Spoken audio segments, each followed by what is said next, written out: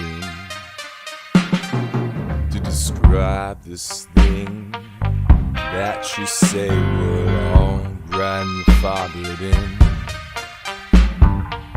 I'll use the search engine. Too much to discuss over a bucket of balls.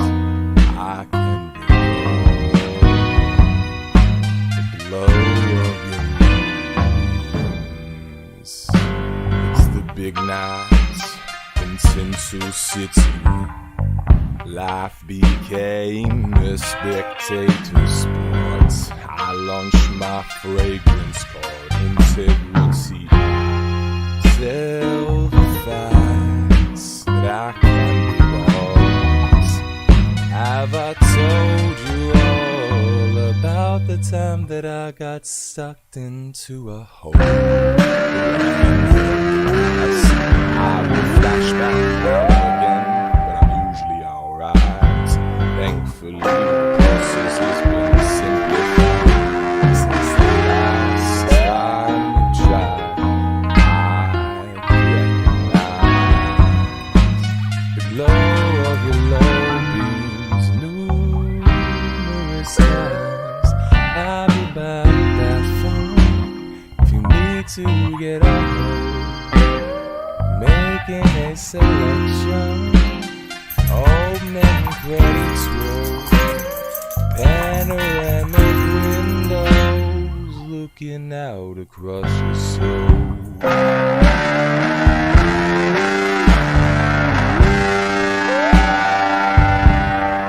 As you going through the door, vengeance, religion, wallpaper walls, they are redecorated. Shame all the lights down the side. I recognize the glow of your low beams numerous times. You failing opaque blinds in the sitting room. Vehicles will pass by, but I know when it's you.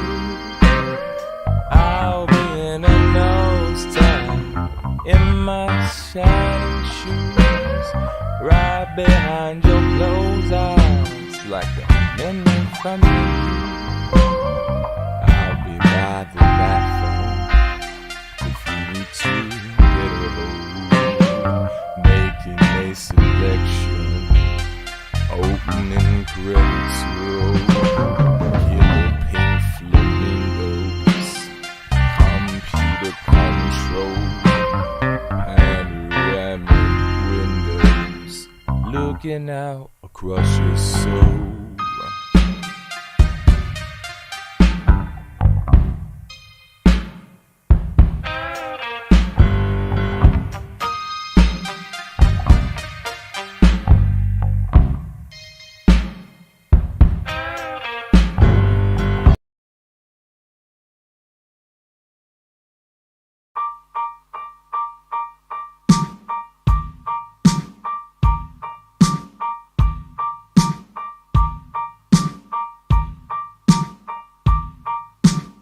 Dancing in my underpants, I'm gonna run for government. I'm gonna form a covers band and all. Back there by the baby Grant, did Mr. Winter Wonderland say, "Come here, kid, you really need to talk." Bear with me, man, I lost my train of thought. That happens a lot, honestly.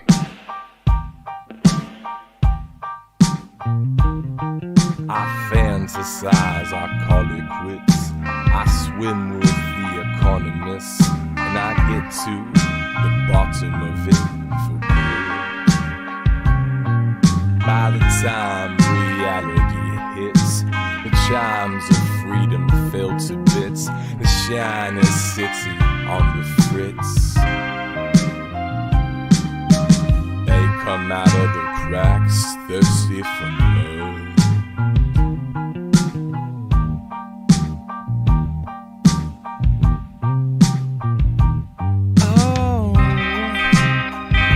just as the apocalypse finally gets prioritized, and you cry some of the hardest tears you ever cried, multiplied by 5. I suppose a sinner must die.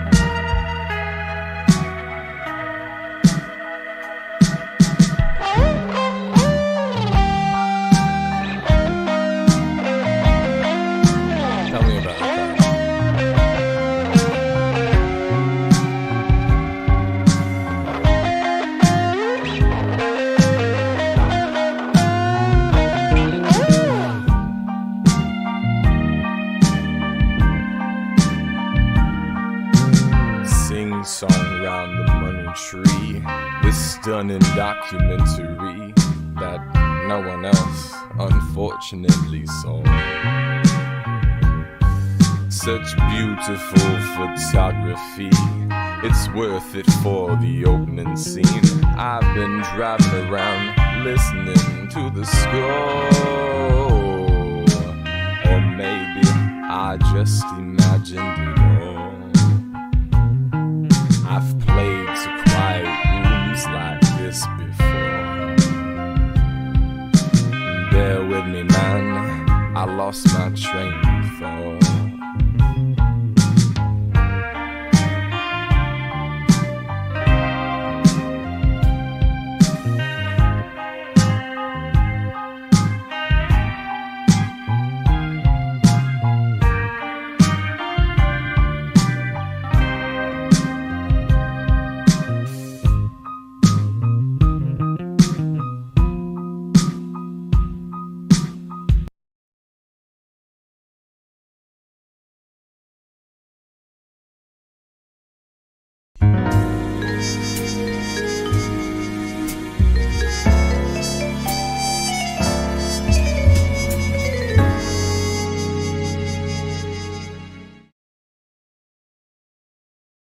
Hello and welcome everybody to 6 Pixels Under Podcasts. I just realized that I didn't change the name for the stream on Twitch, so let me do that really quickly. Okay, there it goes. We're doing it live as always. I might change this little chat overlay that's right under my face back to the other one that I was using previously. Because I started using Restream, so I was like, I'll use the one that they have on Restream, but it's not as effective as the one that Streamlabs has. So, but yeah, I don't have anything particularly that I really wanted to go over today, besides maybe a little bit of the backlash concerning Mortal Online 2. If you guys saw anything about that, they put out a new trailer, and even the players of the game felt like they kind of were over-exaggerating the game itself. So we'll talk about that. So I'm trying to find... There it is. Also, to talk about Mortal Online 2 in general, because I think I just have a bone to pick with them. And people are going to feel like it's a little bit targeted, but it's not, because I gave the game a shot, and I don't know. Just in the end, it's just... I'll save that for later when I go into that. Other than that, I kind of wanted to just talk about anything online RPGs, including the previous videos that I just did, which I did a video about what is an MMORPG.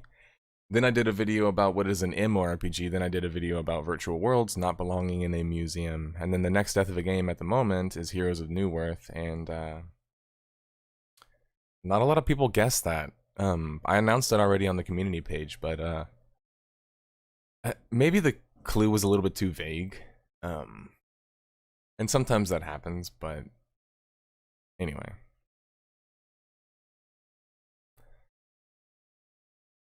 The music is enjoyable. Well, thanks, man. I appreciate it. What's up, Nox? What's up, Card? NG4 Gaming. Why'd you delete the community post that was just an advertisement? I thought you said you stood behind it in the comments. So actually, the truth about that post is that the contract says that it has to be done in community. So when I heard that initially, I thought community post, which I actually don't have an issue with, and sorry if that offends you. I wouldn't know why or care, but it also said community in general. So I posted it on Twitter, and I realized that was kind of a bit of a loophole because technically speaking, no one like really listens to my Twitter or reads my Twitter. Like, it's not very frequented, so having an ad there is kind of like inconsequential. Which is obviously why in my head I was like, oh, like a community post. But it actually turns out, according to my contract, I didn't need to do that. Now, in terms of talking about the sponsorship itself, I'd love to do that, and I'm glad that you showed up. First off, it's really cringe that you literally heard me singing and you asked me to answer you like an entitled child. That was a little bit childlike, just so you know. But the other thing is that I stand behind the sponsorship because basically without sponsorships like HelloFresh, whether or not they union busted or not, my channel essentially wouldn't function. I don't have the luxury of, like a lot of people, probably like you, my friend, for getting paid like a normal wage. I get paid essentially percentages of what ad revenue is. So essentially without having ads, like targeted ads, like sponsored ads put into my video, it means that I'm essentially a clickbait artist, whether I want to be or not. And I've talked about this on the channel a lot, and people want to talk about things like you should have this sponsor, you should have that sponsor, but they don't want to talk about the economics of your channel. And it's like, understandably, they're not that interested. They just want to be a little bit outraged. People who actually care are the people who are saying, hey man, you should probably get this money because this doesn't necessarily define you as a person. And this isn't a bad company, right? The product that they put out is not bad. I've used it before, and other people have too, obviously. So it just gets a bit weird when people aren't at all, and when I say people, I mean people that follow me aren't interested in actually learning kind of how the process works. So there's a website and many websites that basically show you what YouTubers make, and I would say that they're probably like 65%, 70% accurate. Maybe just in my case, I'm biased, but when I check the numbers, I'm usually like, oh, okay, this is like pretty accurate. So you can see that like we don't make that much money, actually. So when you see a lot of content creators, especially at my size, even in the 300s or whatever, thousands, we still have to take sponsorships, and people take sponsorships all the way to the higher amounts. But I'm just saying that like you see people at our size start to be able to take a lot more of them, and we do start taking more of them. And if you wonder why, it's basically because like as a creator, it's like the difference between being able to have like creative freedom to make whatever you want and then not have to worry about it, does it get enough views, or is this capitalizing on a trend at the moment, which I went through a phase of doing that. And it was effective, I can't deny, but at the same time, it started to be like, I wasn't motivated to do that because I'm not personally motivated by money. Anyone who knows me knows that, but I also grew up poor my whole life, so that's another reason why, but easy to not be attached to it when you didn't have any of it. But I'm not really motivated by money, so whenever I went through that phase, I got burnt out super quickly in terms of writing because I just wasn't as interested in telling the stories that unfortunately I was telling, you know? Being sick felt like playing something dumb, I felt like playing something dumb, so I played WoW Shadowlands, and I think the current expansion is I Am Satch. Gotcha.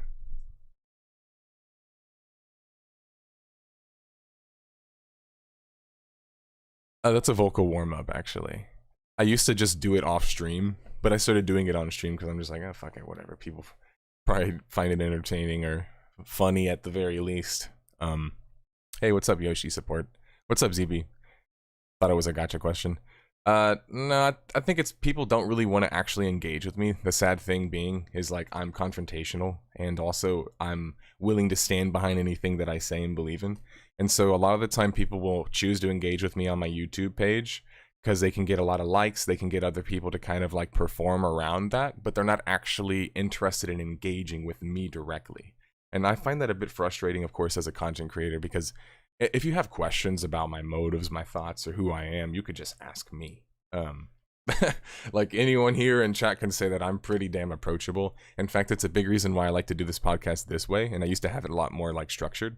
But like Card knows, like I actually kind of like having it this way because I prefer to have a more conversational approach to my audience at times instead of them always just seeing me one way, because partly it's just not a realistic view of me if you just see that one view of me.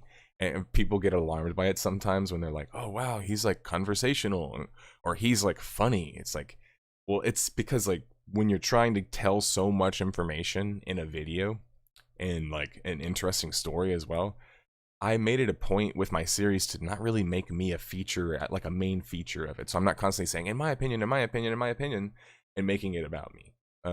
I try to make it more about the game itself and then offer kind of my perspective, here and there while kind of going through like a timeline of events. So I feel like maybe people feel like with my content, because it's less bias maybe than most people's content, that I'm just like I'm not a biased person, or you know what I mean? Like, sometimes people can fall into that trap of thinking that human beings can't be biased, like all of us are biased.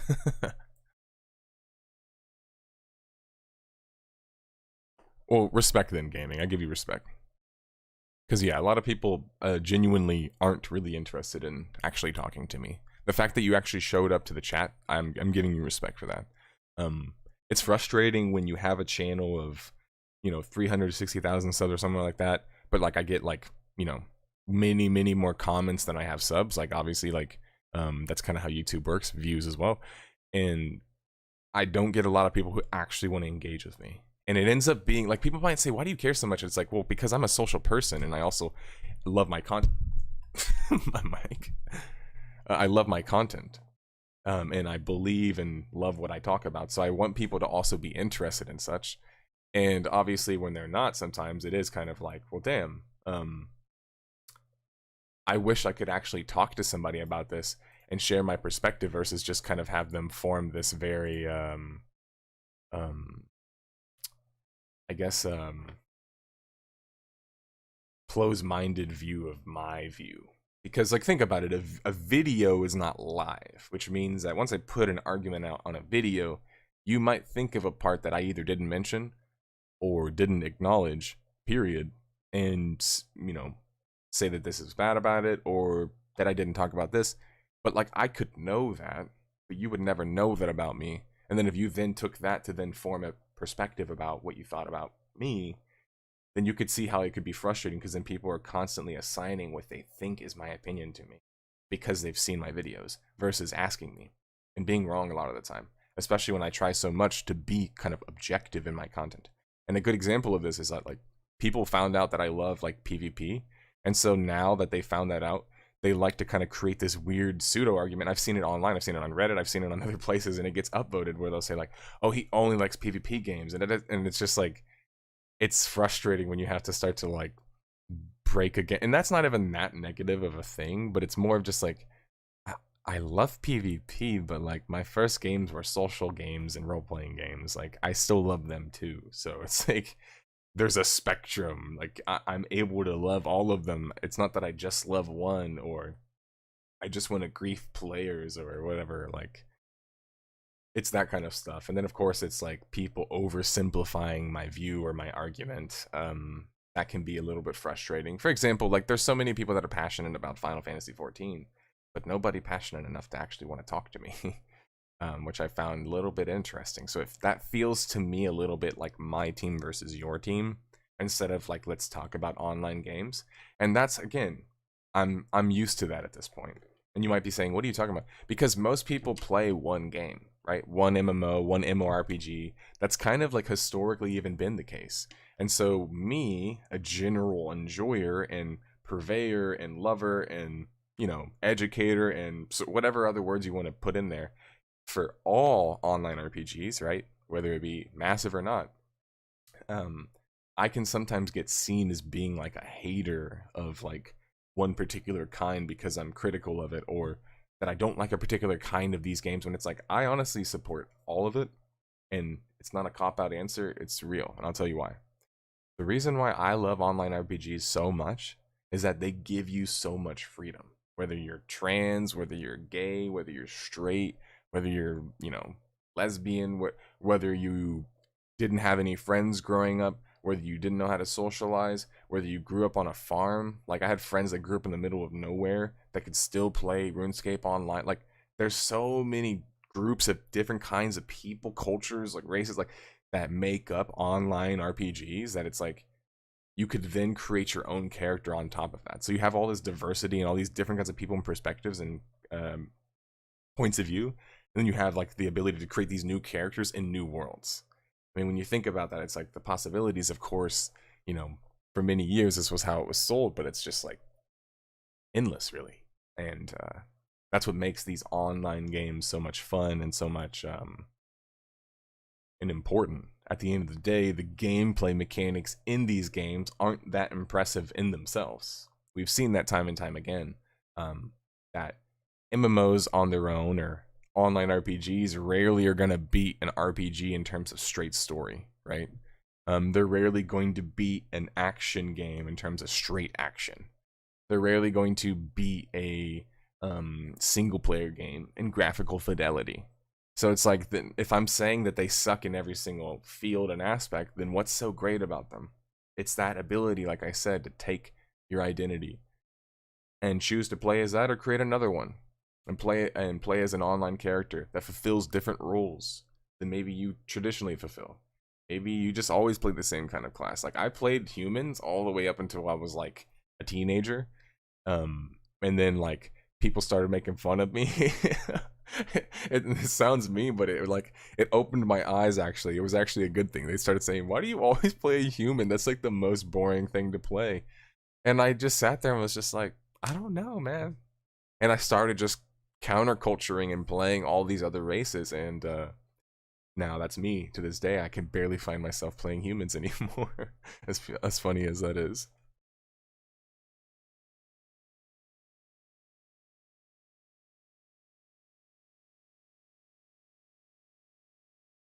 Like you, or you liked my parts in Josh Strife Hayes' video. Cool.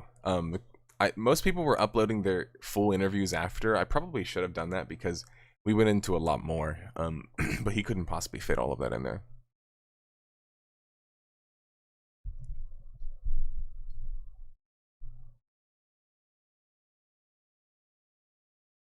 Yeah, I mean, unless you're exactly run Hanato. Sorry, Hanato. I forgot it's Hanato.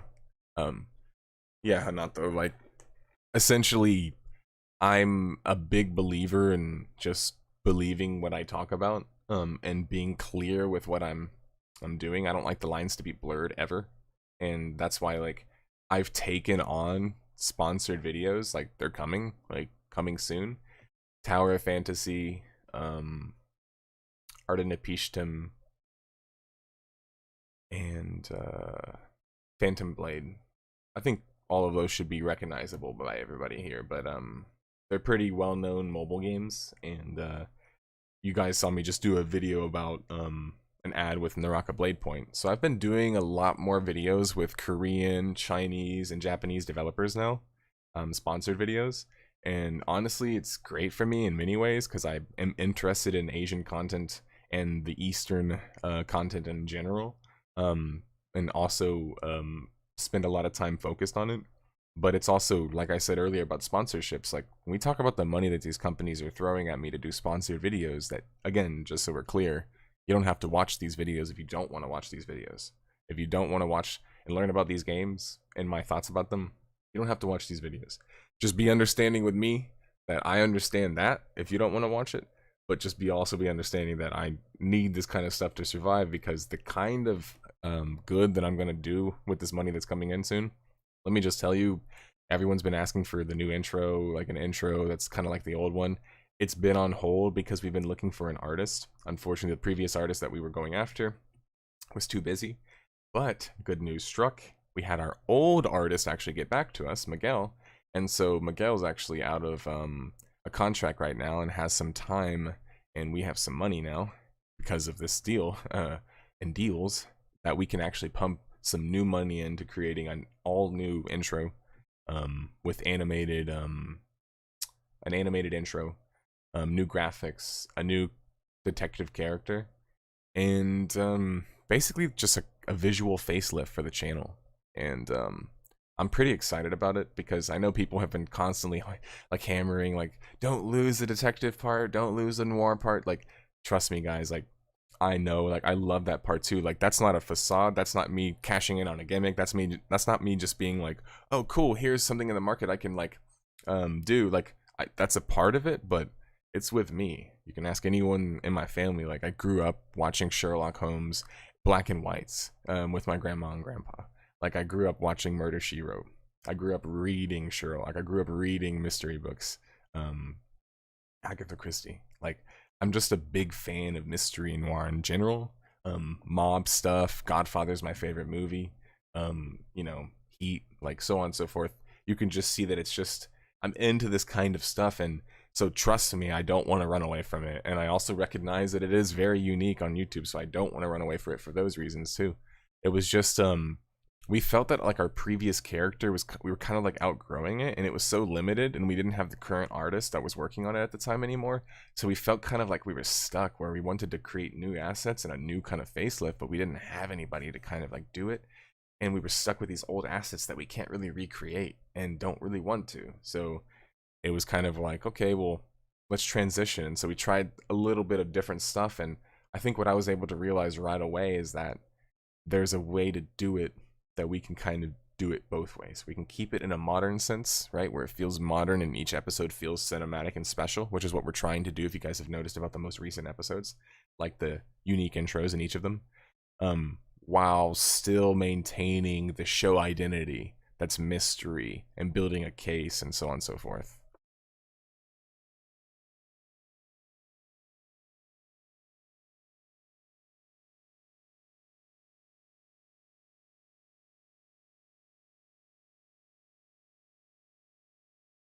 Do I stream often? Honestly, I've been trying to stream once a week on Mondays, but I missed last week, so don't hate me. Am I, or any game I'm looking forward to at Gamescom? Nothing that jumps off the top of my head, but I haven't really looked at the list yet. I'm also really focused on going to PAX next month, so that's kind of in my head.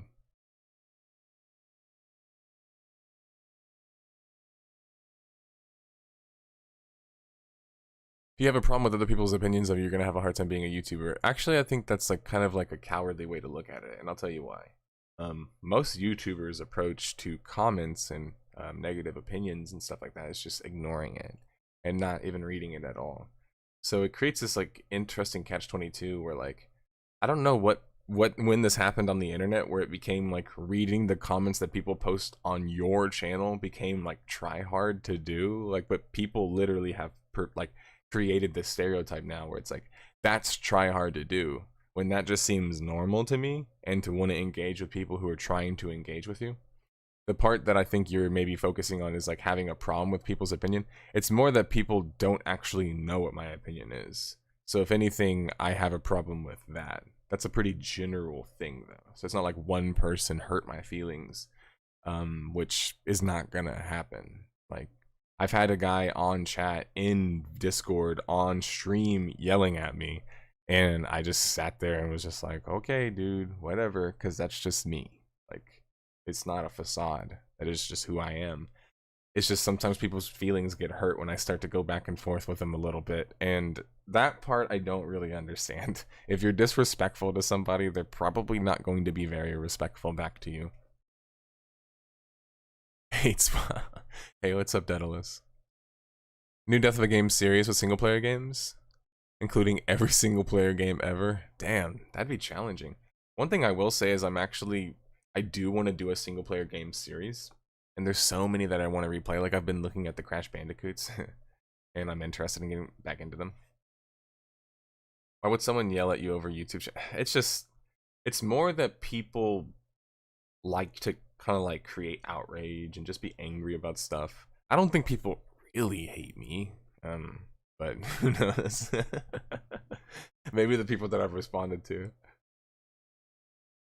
Our boy missed his destiny as a radio broadcaster. Well, thanks, buddy. I appreciate that. Appreciate that. J Throne. The funny thing about that is that I thought about doing commentating when I was younger in many different ways. But then when I got older, I realized that I just loved commentating video games. So I guess I'm just a nerd. I was always destined for nerddom. Death of an anime? I mean, that would be pretty sick. The thing is like death of a band would be cool too. I would feel like, even though I do feel very musical, right, compared to most, I would need to get an expert, like someone who just lives music, to do something like that. And the same thing if I were to go to a TV show or like start branching into movies, is I feel like I'd need to expand my my network and bring in these other experts that have good, powerful voices. And I don't just want people that are negative either. That's the thing, is like my channel and my series is not designed to be negative. And I feel like if you just look at the series name, you might get that view. Or if I hurt your feelings because I don't think your game is massive, for example, that seems to be the newest thing that makes people hate me the most. Then it's not really personal. In the end, it's just trying to make the genre and industry better, and then also trying to teach as much as I can. Upload that interview or I'll strawman you. That's funny.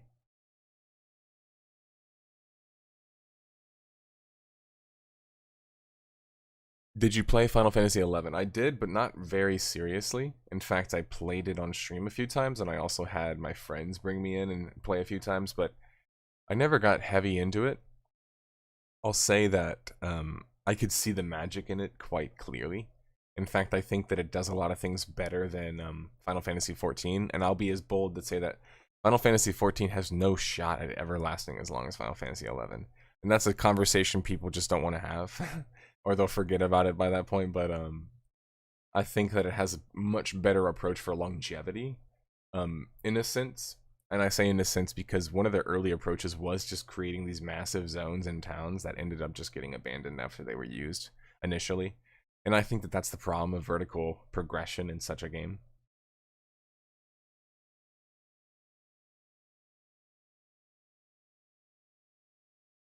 You like the non-negativeness. Yeah, it's like, of course, I'm negative sometimes, and I'm negative if I think like a developer or publisher is like not being honest, like all of that stuff, but it's like, I'm not negative or just shit on a game. Like, of course, like everyone wants me to just be like, Babylon's Fall, haha, shitty game. It's like, you know, do I think it's a not very good a game? Like, it's not a very good game. Am I gonna like shit on it in the video? To what purpose? To what end? Like, what value does that add? Like, other people are already shitting on it. Like, I don't need to say it's a shit game, or you know, I don't need to say that. Like,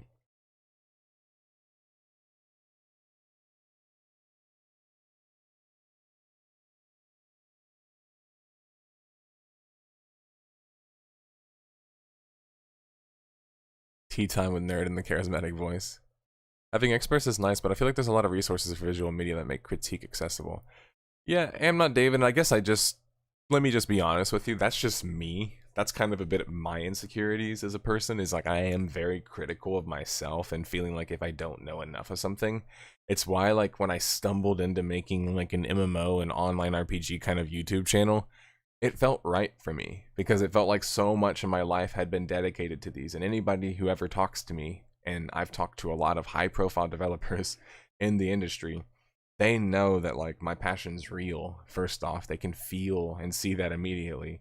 But that also, I have played all of these games, right? Like, have I played every game on my channel that's an MMO? No, but I've played almost all of them, and many of them very significantly. And I think that that was a bit unique compared to a lot of other content creators and people in general. If you compare me to other content creators, my like, you know, depth and breadth of game is much wider than theirs. I think that helps me get more kind of macro perspectives, which is what I'm kind of more interested in anyway, on the industry. And I think it was like a thing of where I realized, like, I tell it jokingly, but I can also give myself like some credit there a little bit. But like growing up, like I've talked about it before, like I had a really hard childhood, and so MMOs allowed me to kind of just be somewhere else and kind of disassociate from the life that I was living in. And that's kind of why I played so much of them so significantly. And after a while, you know, like many people, I'm sure, when I was in my early 20s, I kind of looked back and just thought to myself, damn, I just wasted I wasted so much time. Like, and I'm like a very like efficient person, you know, like perform and be success. Like, I'm kind of one of those people. So like my brain just like, one of my moments of depression just looked at my life and was just like, what have I been doing? Like, you know, like what am I, all of this time I spent playing, like I barely was a pro for like a span of like 2 years as a gamer, and I didn't make shit all money. So I was like, that wasn't really successful. And so then I was like, oh, so what, video games kind of have been wasting time for me. And I kind of started to get to that state where I literally wasn't playing games for months and was kind of like on this like downturn in a sense. And hilariously, it was Overwatch coming out that actually brought me back And then I got a bad concussion. I couldn't play Overwatch anymore, competitively or professionally. And then I got into making video content, and the rest is history. But yeah, it was a weird journey getting here. But MMOs without like that, and those moments where I needed to disassociate and go to another world and be somewhere else, I wouldn't have gotten that same level of kind of understanding of these games that at this point just feels very intrinsic. It just feels like my ability to critique the online RPG industry is just easy because I've played so many of them and I can recognize the patterns therein. And you realize, of course, it is all patterns because it's design, it's mechanics put together, layered on top of each other. Of course, being a developer now, you see more of how that looks behind the scenes. But even before, when I was QA testing a lot, because pretty much every major MMO I QA tested, at least in a small fashion, like as a closed beta, alpha beta tester, that kind of thing. Usually, like for example, SWTOR, WildStar. I mean, I'll just go down the list of my channel really quickly. Just to give you guys an idea of how many of these games I did closed beta test and alpha test in. Overwatch. Let's see. Magic Legends. H1Z1. Terra. Fortnite.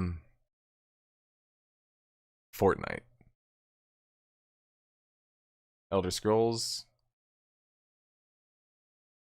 That's the card game, by the way. Battle Rights. In fact, I still have my closed beta test ribbon. Heroes of the Storm was an alpha tester. Still have my alpha test banner. What else? Wake Champions. Hawken, Secret World. I played Secret World the first time it was ever playable on the playable floor in 2011.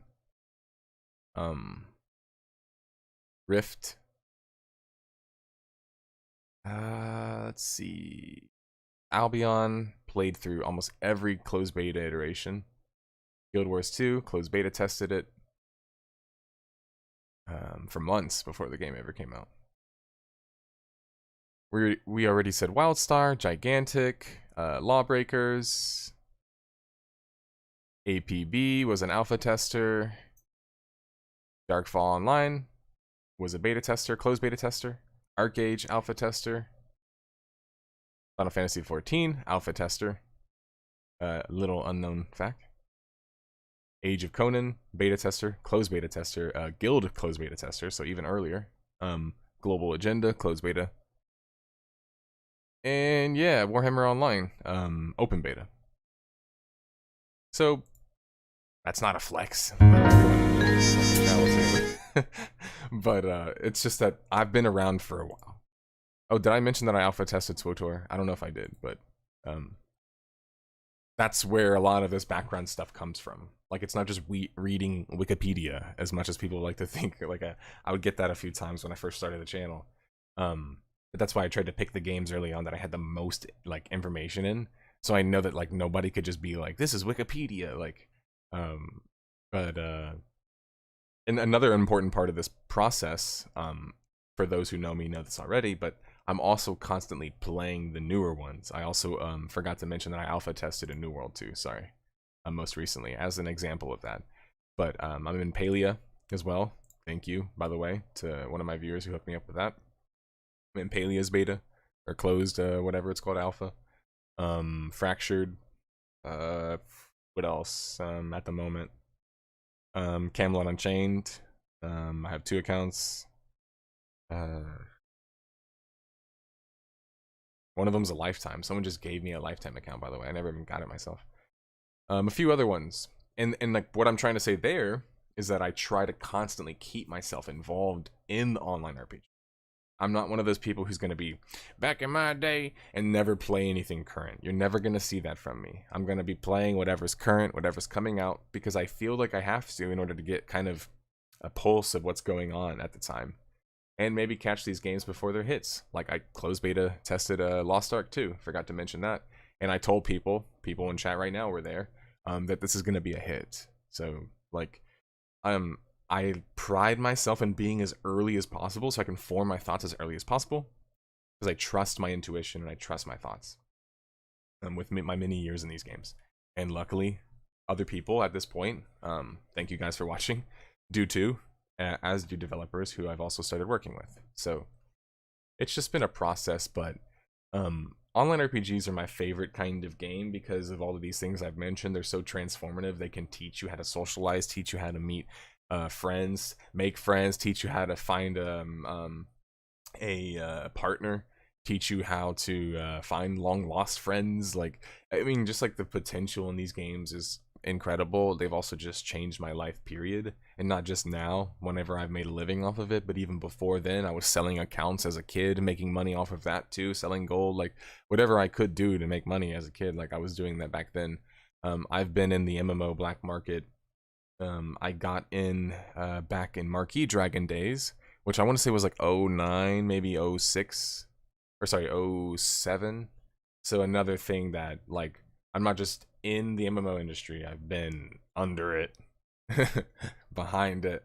I've tried to see as many different layers and aspects of it as I can. And that's just because I'm obsessed with it, to put very bluntly. And I think its potential to transform civilization, human beings, technology, and human experience is real. It's been proven already, but we haven't even scratched the surface of what's possible. And we're starting to see some of that now, but it's just crazy.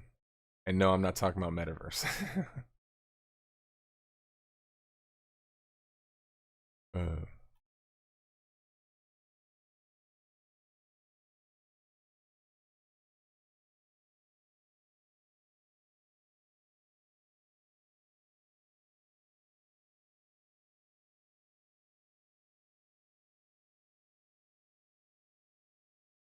you think so, Card?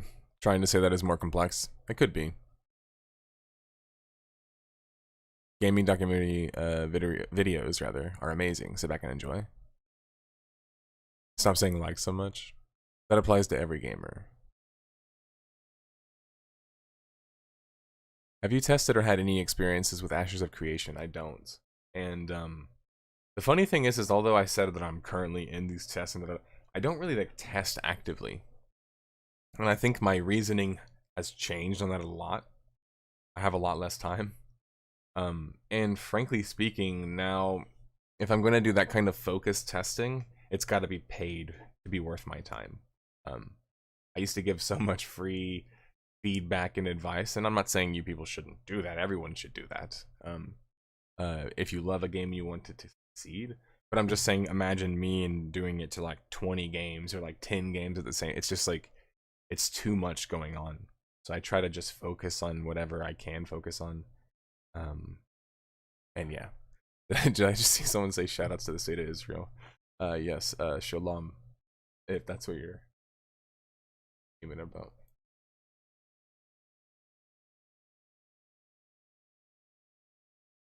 A next Dark Age of Camelot private server. Interesting. Eden. What's so cool about it? Just another kind of like push for excitement?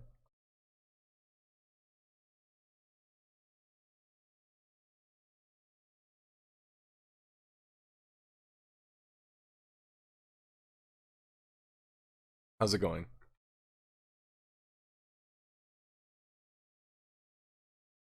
I watched the Game of Thrones, like the new Game of Thrones, the I can't tell you what it's called, House of Dragons, and I did not I did not like it. It was I thought it was boring. I thought the premise was boring. Um it looks cool. Like, I can't deny that. There's a lot of cool callbacks, but I'm just not really an action person. I know it seems like hilarious again. I always make fun of that because I love PvP and like real life PvP so much. But yeah, I kind of don't really like action shows or movies that much. They just get boring to me. Like, I heard the show designers talk about, like, oh, we had this, like, with the baby and then the battlefield, and it was like this, like, juxtaposition of them overlaying over, and I'm just hearing that, I'm just like, it doesn't do anything for me, man.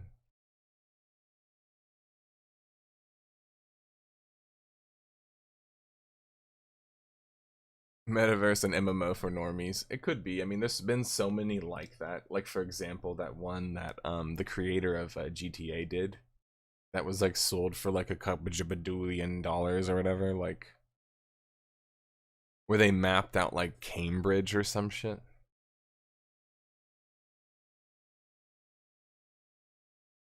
Appreciate that, Alex.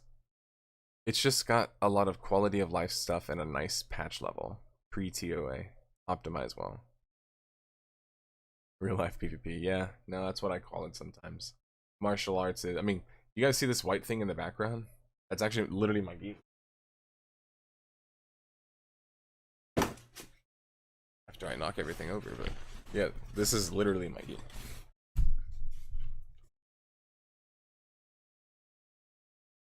Kimono, if you want to call it by the Japanese name or whatever.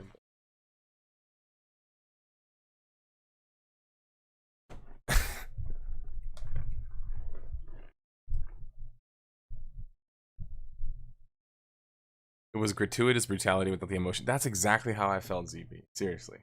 It felt like it was just like like, you know, the best example I could think about, it felt like it was paganism without the religion, without the earth part. You know what I'm saying? Like, it's just like fucking killing animals and like eating them and like using all of their, and then like fucking sacrificing shit, and it's just like, oh, okay, this is like brutal, but then it's like you don't see the actual like meaning of any of it. You're just like, what the, like, that's how it felt to me. It just felt like, I'm just like, why are they doing, like, what what is going on? Half the time I was just like, what's going on? Why is this happening? And so many of the scenes were like either predictably predictable or predictably not predictable. Yeah.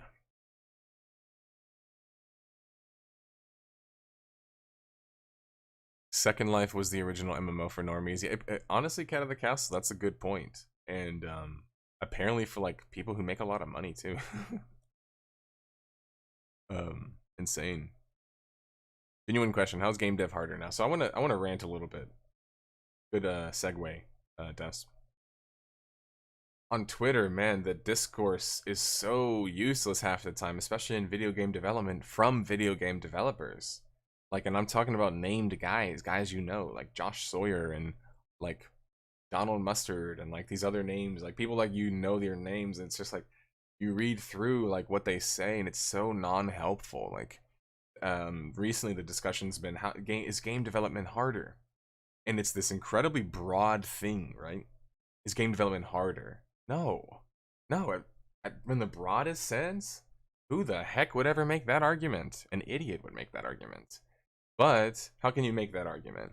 Well, if you're specific and you specify as much as possible.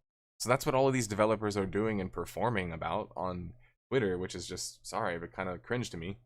And they want brownie points for it, to be like, yeah, well, all these people keep saying game development isn't harder, but look at AAA development and da da da da da, and let's just focus on AAA development for some reason. Like, okay, so AAA development, all right, cool.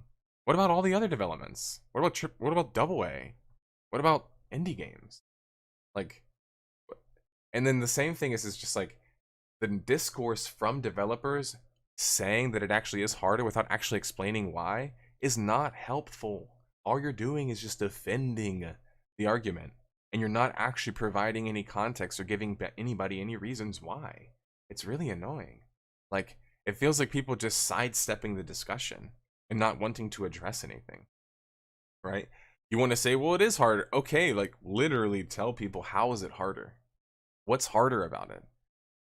Remove the veil for a second. Tell people, is it just AAA game development? Specify. Like, but we're not seeing that. And it's really cringe, because it's just like, we're seeing companies that are AAA game companies get outperformed by indie game companies. Like, look at Owlcat. I think it's Owlcat, who's been putting out these like CRPGs that are outperforming these major companies in their CRPG. And it's just like the tide is turning in many industries. So not acknowledging that just feels really ignorant to me, and it feels like borderline willful ignorance. Like you're just trying to kind of confuse the discussion a bit so people don't know what to actually discuss or talk about. But what you should be discussing is that broadly it's easier. So why are the games not being made easier? That's the question. Then you can talk about corporatism and marketing plans and the expectations and fucking budget dollars and whatever else. Use your fucking development platform. Use your platform, your voice, developers. Help people understand, educate them. Instead of these non-discussions that just feels like slinging back and forth without actually like talking about anything. It's fucking insane. It bothers me so much when I see it on Twitter, where it's like known developers are doing this shit. Oh, I don't know why people keep saying it's easier. It's like, oh, it's just not.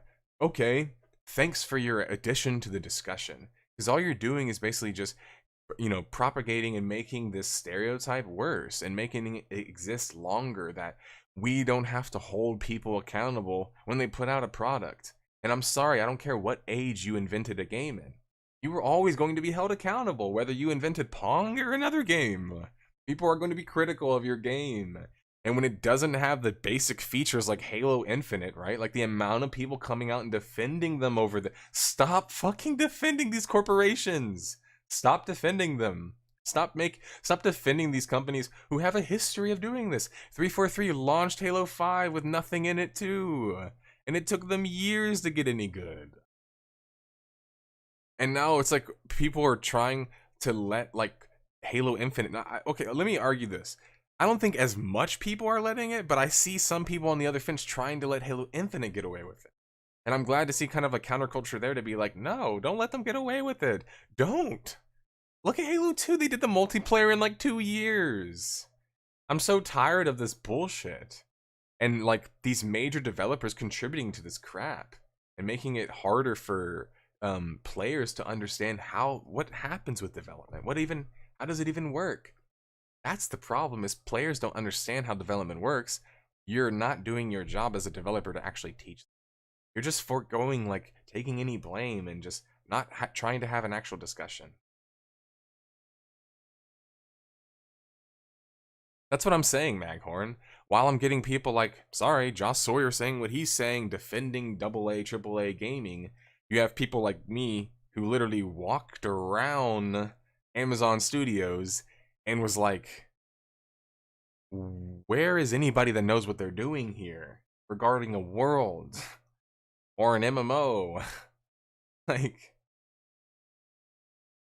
it's getting easier, it's getting harder. Are we over hiring, underqualified? Are there some other things at play here? Yes. That's what I feel like we're all trying to talk about, right? Like Maghorn even brings up. Can we talk about some of these things? How many of these developers that have only ever worked in Silicon Valley or Cali have a true perspective on how video game development works outside of their bubble? They don't. They literally don't. I noticed this was the H1Z1 devs. These guys have made bad games, done bad decisions, and still getting hired in the same exact circles. It's like these guys recycle the same developers and they just look at a guy with a resume. They don't even give a fuck if he made a good game. And it's like I'm saying on Twitter, it's even worse. Like you have these guys who've been in Cali and Silicon Valley and these very affluent, and you basically have to be getting paid over like 70, 80 grand at least to be working in these, 60 grand to be working in some of these places. And if not, then they're basically taking advantage of you because they're asking you to move to a place that you can't afford the cost of living. And telling everyone how game development works. It's why I think things have gotten so out of whack, and why people feel like so many top developers lost their kind of like shine or lost their voice, or they don't seem as relatable anymore. It's because they aren't. Like Amazon Game Studios was in Irvine, California. Irvine, California is a constructed city. This is like a rich city. Game development there is not cheap. So by putting studios there, these people are getting paid lots of money to not know how to make games. Like, I'm not trying to target anybody specifically. I know people at Amazon Game Studios, literally. But I can't deny that, like, there has to be a standard applied. My dog licking herself. I think the only thing is that difficult is, or the only thing that is difficult is getting developers who can. Maybe. Virtual hug, thanks, Erland.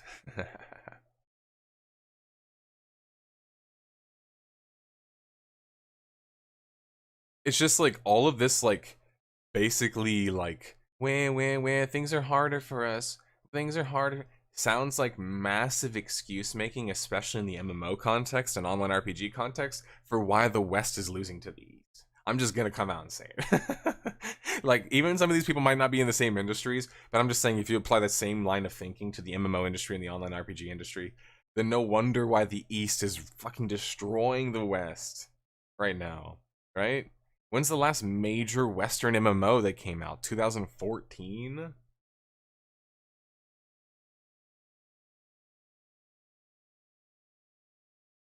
What, does China make up the only part of Asia? Have you ever looked at a map before? Here, let me do some education here, Adam. Let's go look at a map and see what comes up when we type in Asia. So Asia, right, is a giant area. Did you know that? See? The eastern part of the world. Check this out. It's crazy, I know. It's maybe your first time ever seeing this. But look at that. Asia, the East, Japan, Korea, China, Thailand, Singapore, Malaysia. What the heck? It's an MMO! Asia's a giant region. Like, you know that, like, they're all making games. When I say the East, I'm talking about all of the East. I'm talking about the Chinese market and its contributions. I'm talking about the Korean market and its contributions. I'm talking about the Japanese market and its contributions. Right now, Japan, who doesn't even make MMOs, look at their market, has, technically speaking, especially in Western context, the best MMO and biggest MMO in the world. That's just absurd to think about. Let me check on Meta's release date. Lol.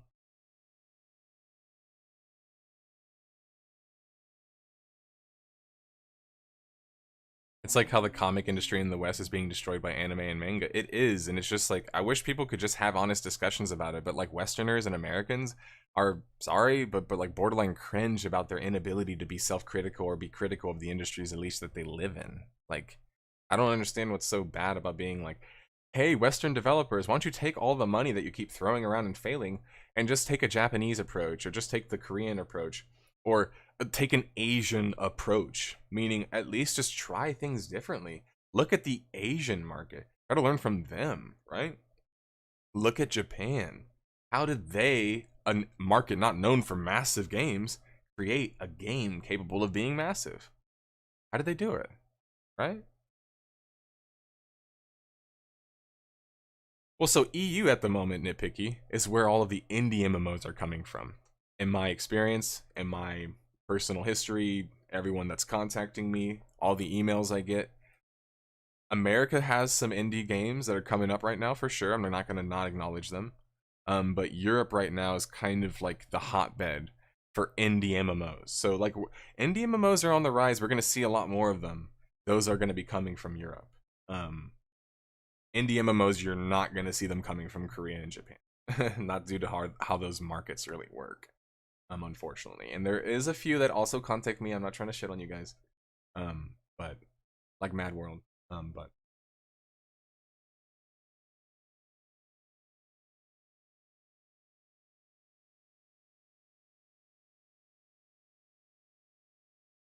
a lot of excuses for Saints Row coming out. Far worse than GTA 5, a 10-year-old game built to play on a box of scrap, Xbox 360.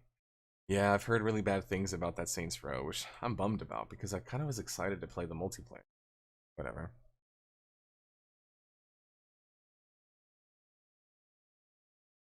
Excuse me. technically speaking, Cat of the Castle, yes, because the alternative approach right now is just continuing to make failed games in the West. That's been what we've been doing. And that's why it's just like people can act like, oh, just keep throwing corporatism at it. Eventually it'll get it right. It's like corporatism never got it right so far. So, I mean, as corporations backed developers and smaller companies, yes. Publishers and so on and so forth, that's been the norm actually. But they haven't done it right themselves. Not yet. That hasn't happened yet.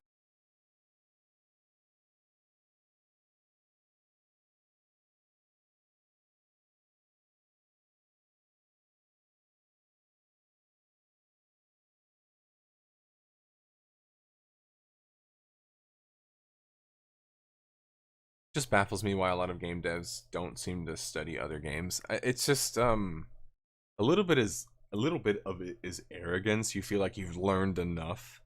Other parts is that you spend so much time working on one game that you don't have a lot of time or energy to want to play another game, particularly.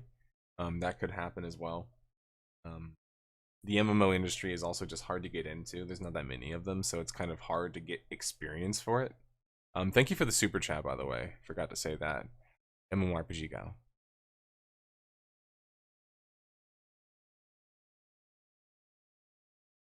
Eastern MMOs are more successful because their audiences have no problem with pay to win, but that's not necessarily true. If you mean in a like a complete broad context, that might be true.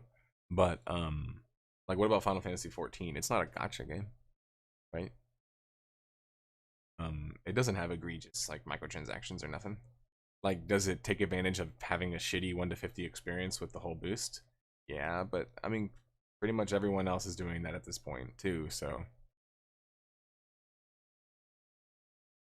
Yeah, in 14's case, which is the game that we're really focused heavily on, it's outperforming every other subscription rather MMO that we know, right?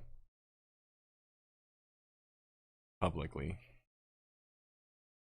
Corpos only care about quarterly earnings, meaning that they're incapable of looking at long term, even if they want to, because of shareholders. Yeah, that's kind of why it seems like an inherent problem to me. But has nothing to do with pay to win. It doesn't change the fact that their developers are just straight up better and efficient. The West, it's the gaming industry as a joke. I still think it is a bit cultural. That's a good point. That should be acknowledged, Keiki. That it is a bit cultural. Like the cultural expectation is better in these Asian kind of like regions and countries that have a lot more players, a lot more market share, kind of inherently by player base, even. So there is, I feel like, a lot more of an understanding of that. But I also just feel like the Western approach is very much like everyone wants to do it big and new, and isn't as focused on kind of doing what has been done, but doing it better. I know that's a cliche, but just look at the Zelda series, the Mario series, the Sonic series, so on and so forth. I think more of that kind of approach. In fact, I thought Blizzard could have been the perfect one to do it with WoW and doing a sequel, but they fumbled that like, oh my, I wish I could just sit in the room with all the guys there and just be like, you guys, what the fuck are y'all thinking, man?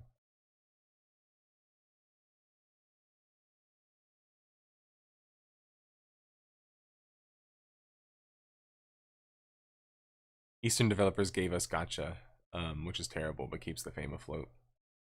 I mean, oh, game afloat. Yeah, gacha is pretty annoying. Thank Japan for gacha. Well, technically thank all of Asia, because Japan invented it, Korea propagated it, and then China mastered that shit, so... yeah. Oh, me too, Card. And I'm not just saying that because of us, because I'm biased, but you can't convince me there isn't enough talent in the West. I'm like, I know there's enough talent in the West. I don't think it's a matter of talent. I think the problem has honestly been just a matter of not having the right people to put things together. You might have people that are very talented, for example. Look at these games that have come out. There's plenty of talent to see within them. But there's just like not a whole lot of world being built. And that's the part that I actually think is lacking so much in these games, is the world aspect. The part that keeps people actually coming back. I mean, you can have indie MMOs that came out with better combat systems than many, you know, AAA MMOs. Like, look at Spellborn Chronicles and Darkfall. both of those are indie MMOs that have better combat at their time than pretty much anyone else on the market. So like even back then, like indie MMOs and smaller MMO developers could do it. It's just much harder. And so like that to me proved that the talent's there. Even back then was there. It was always there. We've always had the talent. It's just how can we actually bring it all together and keep everyone on the same vision? I feel like that's important, right? Don't let all these creative and talented people go into too many directions.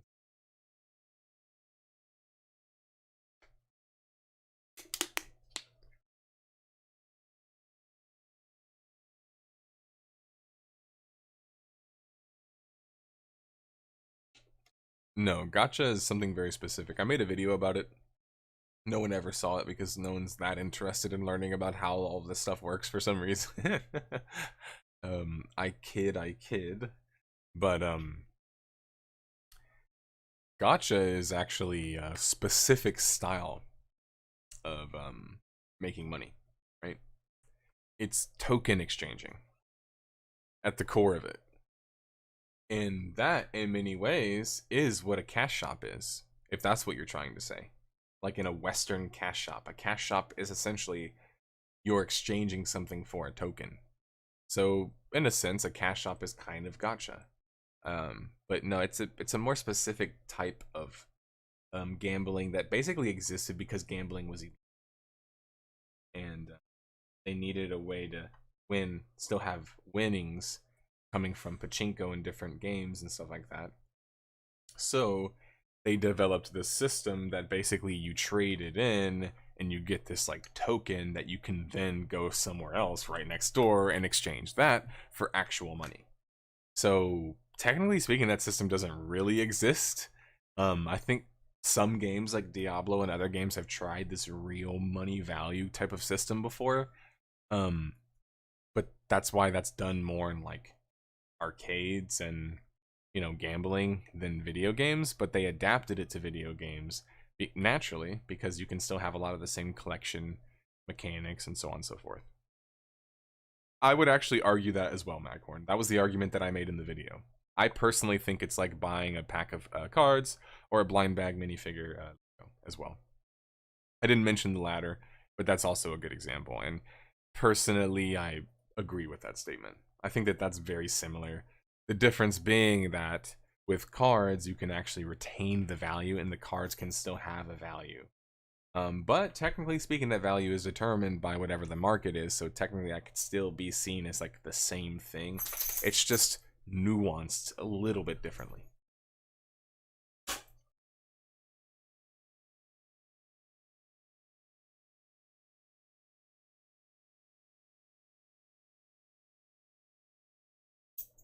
All in all games, I'm gonna split the difference there and say there's actually plenty of talented developers who work at AAA game studios and corporations and stuff. I think it's a common misconception for people not to think that's the case.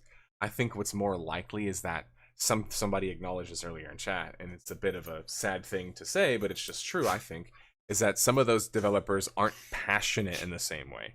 They might just be doing it for a paycheck, right? They might just be focused on doing what they need to as the bare minimum of their job and kind of not really interested in going kind of further than that.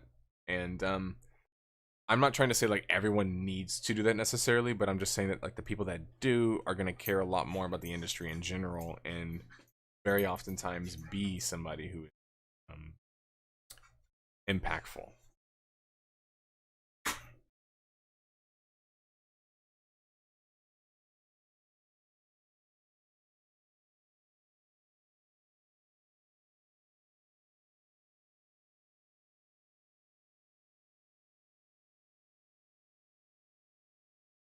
Yeah, Japan invented gachapon, exactly.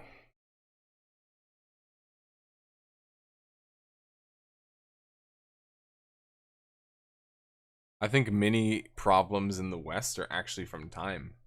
And what I mean is that like to Card's point about rounding up the right talent and putting them on the right plane and so on and so forth. Like the part of that is like putting them within the same schedule and having them be willing to do that for X amount of time. Especially if you're like not a major MMO. You can't afford to do things in 3 years, 4 years, right? These schedules, I think, are very unrealistic, and that's why I think this approach of releasing so much information and like, here's about our game and learn about our game and da da da so early on actually backfires so often.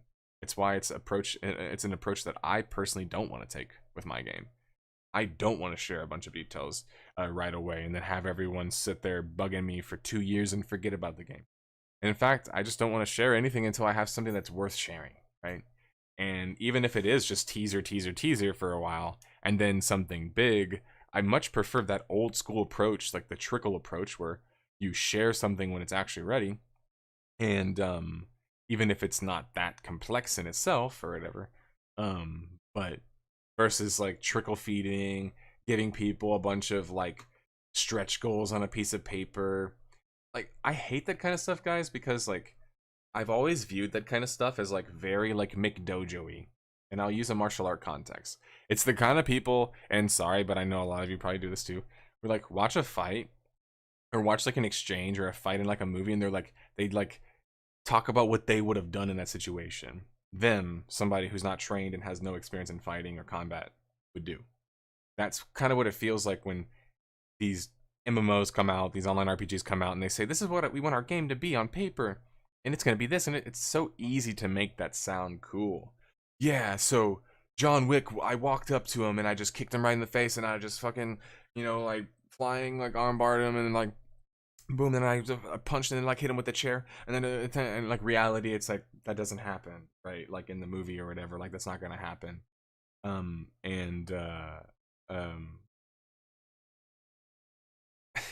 why did I make a John Wick analogy, by the way? Because I was just thinking about it. I was like, well, technically, John Wick's kind of a good example, kind of a bad example, but then I forgot what I was saying previously to that. So, congratulations, John Wick, for derailing me. But maybe I need to go see John Wick. Also, my like camera keeps artifacting. Does anybody else see that? Because that's also distracting me. Every now and then it like you can see it kind of artifact. Transparent development is a double-edged sword. I'm not gonna say like being transparent, you can't do that. What I'm saying is like trying to be transparent in a way to gain attention. It's different, you know? Like if you're just putting blog posts that slowly trickle out on your, like, people can cover that or just turn off, right? You don't have to listen to that. But when you're making major videos, like, I don't know. That's just my opinion. I'm going, you can see the camera issue. Yeah, I think it's because maybe I like changed the, let's see.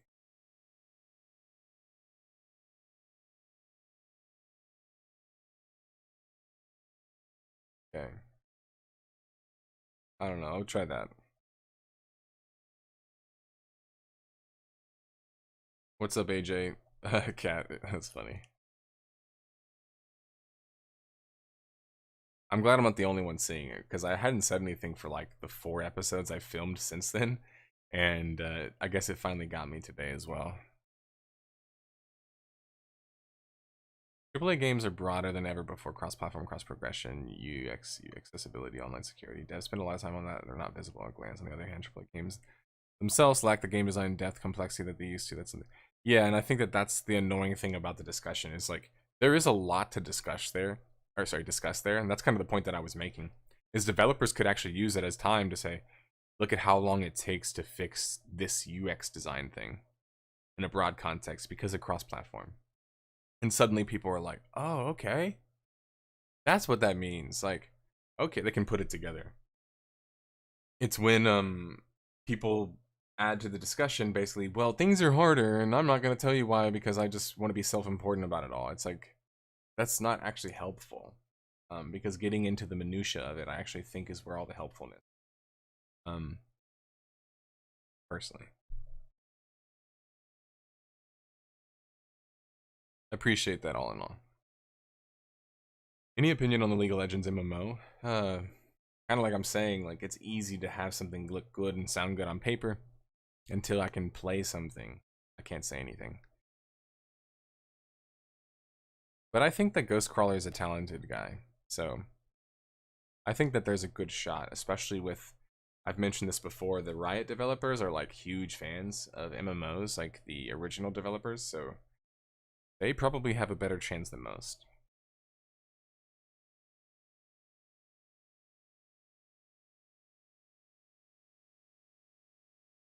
I would agree, Tyab.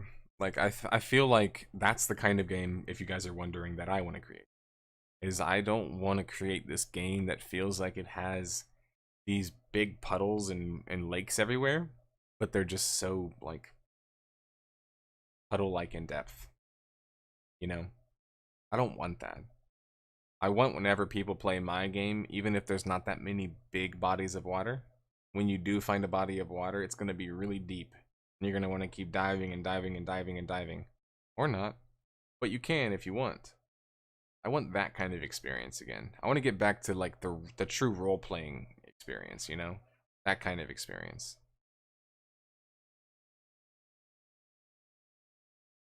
Yeah, and I think that that's a good point too, Castle. It's populism and its culture at large, which is a bit kind of contradicting with MMOs and online RPGs in a sense. And what I mean is like as people are getting more antisocial, that actually doesn't lend itself to a world very effectively. Wide as an ocean, shallow as a puddle. Sounds like BDO. Yeah, there's so many games like that even currently.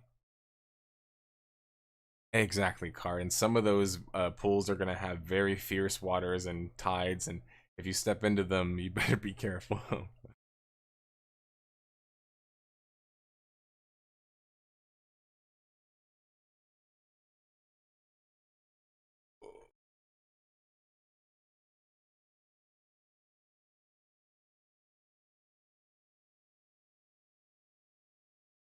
All right, let's see what else I have that I wanted to talk about. Oh, a funny point that I wanted to make is I always see this discussion about talent trees and what's optimal. Something fun that I thought is, to add some discussion is that have you noticed that meta doesn't really matter as much in PvP? So it's funny that like PvE players will complain so much about meta and PvE, but then there's no recognition that basically the same thing doesn't really the same way even apply to PvP. And it becomes annoying because I notice what people will talk about balancing broadly and don't realize that that's an incredibly complex thing to try to balance between PvE and PvP.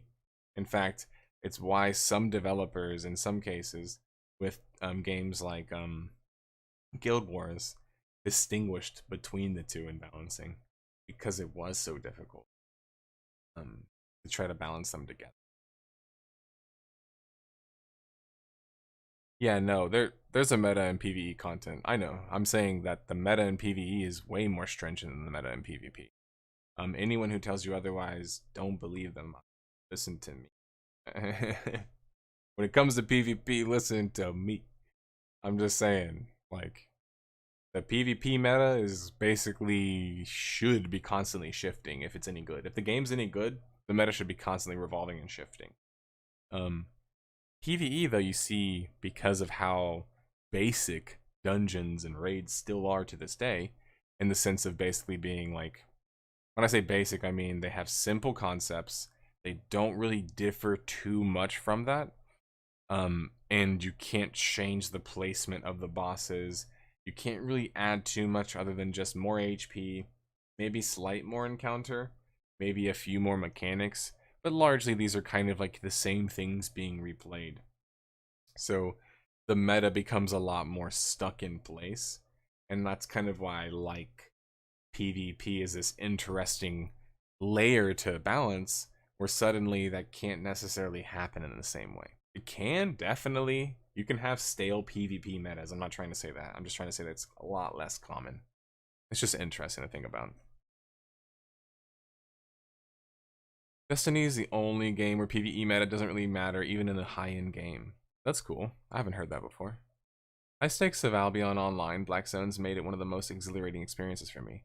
Yes, Tayeb, that kind of stuff is the kind of stuff I want to create in my game. It'll be, no shade, but I think better done than Albion's experiences, because I want to make it also narratively interesting. because I think that that's something that games like Albion and Mortal Online suffer from, is that they basically chose to choose no lore and no narrative and no world impact or story.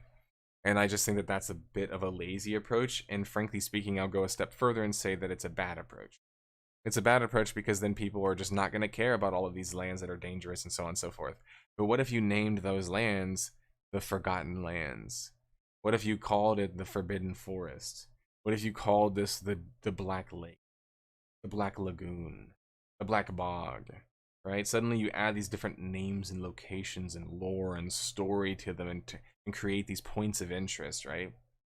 And you make it worthwhile to go experience these places, go look at them, maybe even just to go look at them again if you're not going back to them for a particular. Balancing is a constant, never ends. Games like Warzone need constant adjustment, be it to push their latest titles or break something. PvE is much simpler to balance. I would agree. PvE is scripted and predictable. I think that that's what it's become. I hope that that changes. I'm not going to sit here and say that I'll be the one to do that, because I think it is a bit challenging if you're not building your game for that. Specifically, I'm fucking gonna try. What's my favorite video game genre? Oh, come on. Oh, come on, don't worry. Come on. What do you think? Come on. It's the massive multiplayer online RPG genre. And the multiplayer online RPG. Just online RPGs in general. Those are my favorite. They're my favorite because although I love Halo and shooters and RTSs and single player RPGs, nothing makes me want to log on for launch and get ready for the rush of the first month and try to get my new like tailoring mastery and trying to get my character and escape this dude chasing me in the wilderness. Like nothing replaces those experiences for me yet in a video game, because you just can't replace the experiences that happen in a world.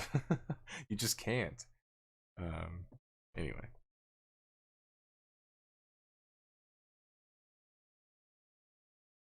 In PvP, your opponents are supposed to be smarter than in PvE, but that's not always the case. I mean, I think that's a fair point. There are plenty of, like, I think that applies more in non MMO contexts, like fighting games. Sometimes the computer is better than players. Like, I got to Elite in Smash when I struggle with level 9 sometimes, right? Like, but it was just funny because I realized that, like, I'm not the most technical Smash player, but I can get in people's minds, like, and I never leave. So I got really high ranked playing bad characters just because I would make reads. I was just read, and anyway, you made me think about that because I got by off of basically being a smart competitor versus an actual good competitor.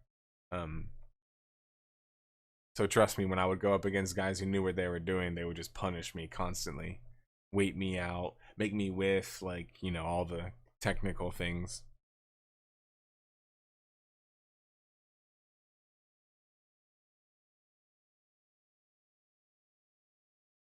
You think that Diablo Immortal's dead? Didn't it just make a crap ton of money?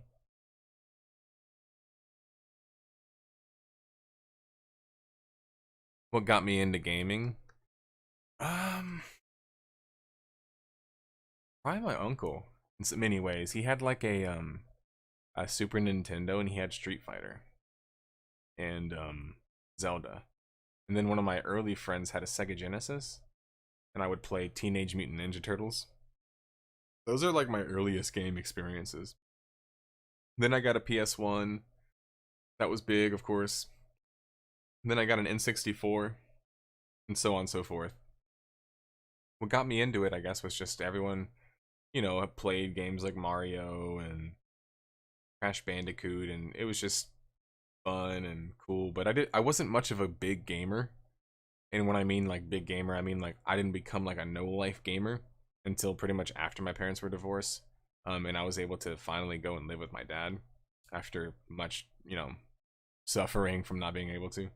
That's when I was able to finally play games like regularly and play online and stuff like that. Before then, I wasn't really even allowed on the computer. Um, and I didn't really have internet a lot of the time, so I would play Habbo Hotel and Dark Eden at my friends' houses. So that's why those were my kind of first game experiences, as well as my computer could only run those games, because they were very simplistic. I couldn't run Galaxies because that required a 3D graphics card. Dark Eden, which was in '97, Habbo Hotel was in 2001, didn't require that. That was just my friend taught me that. Kyle, one of my friend Kyle taught me about Habbo Hotel. He's like, check this out. You can just talk to people online. I was like, heck? We were like 7 years old at the time, 7 and 8 years old. And I remember just being like, this is cool. And then Dark Eden came, or I might have been 9 when I discovered Habbo, and then it was 7 when I discovered Dark Eden. I can't remember the exact, you know, schedule of events or whatever, but it's somewhere around there. 1 year, 2, give or take. Where then I just started playing Dark Eden, and I could recognize Dark Eden because I played Diablo 1 because my grandpa was into Blizzard, like back in the day, like all the old school Blizzard games. So he had Diablo, he had StarCraft, Warcraft, the originals, which I was a huge fan of. So I love StarCraft 1, I love Warcraft 1 and 2. I love what else am I missing? Just said it. StarCraft, Warcraft, Diablo. I loved Diablo 1.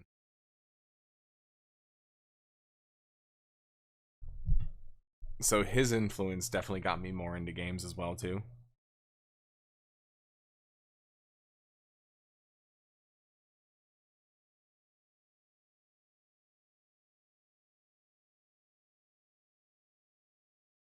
Ah, interesting.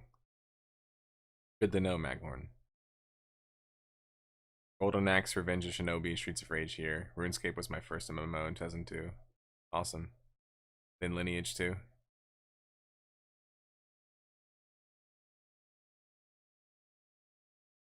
I think there's a way to make AI be interesting. I think part of it comes from not having them in the same instances. But that also then threatens a lot of people's ideal of what a dungeon and raid is, right? Which is that I should be uninterrupted and be able to take this or to um, do this dungeon. If you're gonna just go for that approach where it's super self-contained, I feel like why not just go all in, make it customizable, let people change it, let it get voted on weekly, let raids and dungeons get created by the community themselves.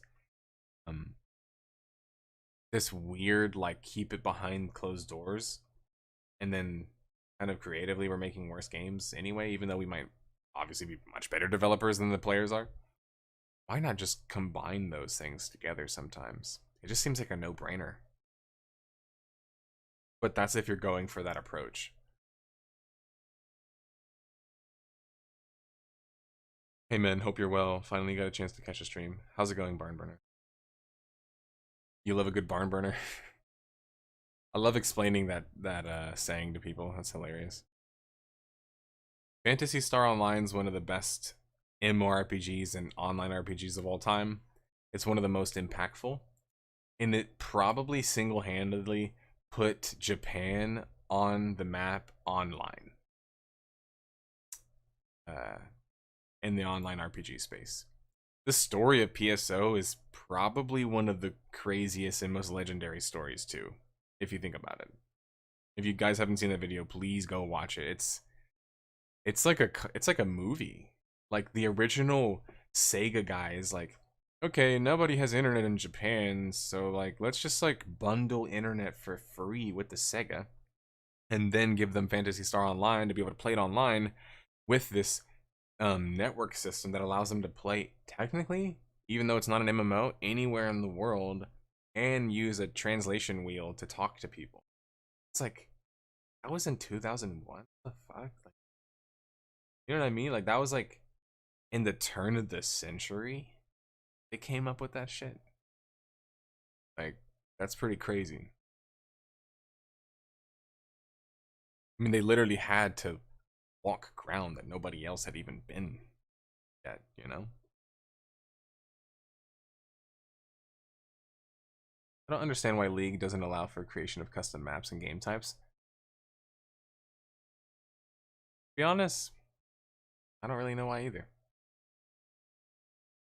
They don't want another Dota.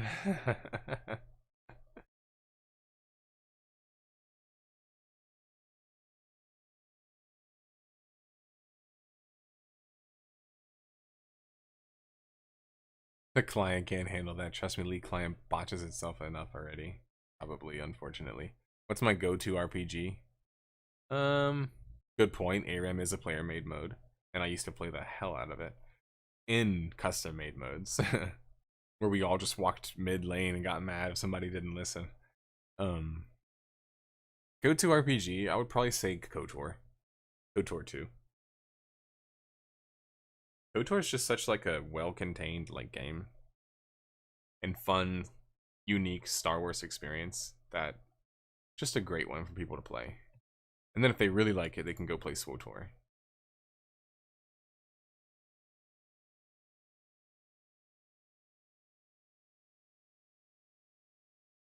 Is anybody going to be at PAX, by the way?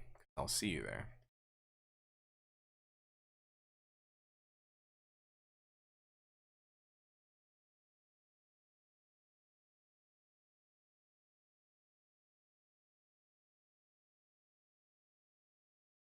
Yeah, there's a server called Arc Rage. It's pretty well known.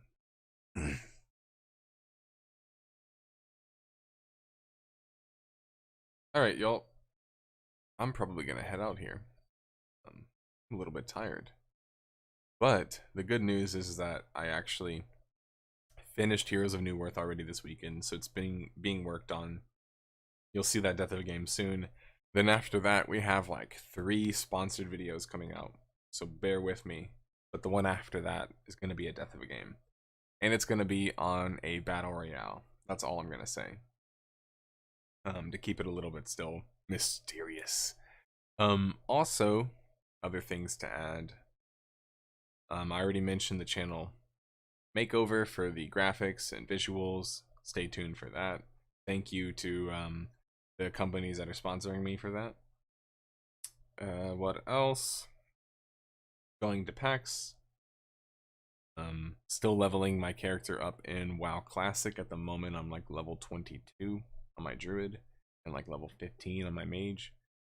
Been a little bit behind on that, but I've been pretty damn busy. Other than that, don't have yes, they did, Maghorn. That's a good point. In fact, that's where they learned it from. They learned it from Nintendo. Alright guys, I will see y'all later. I hope y'all have a good rest of your day, good rest of your week. Merry Monday, case of the Mondays and all. And play video games, have fun, talk to people, be social. Question everything, really, including me.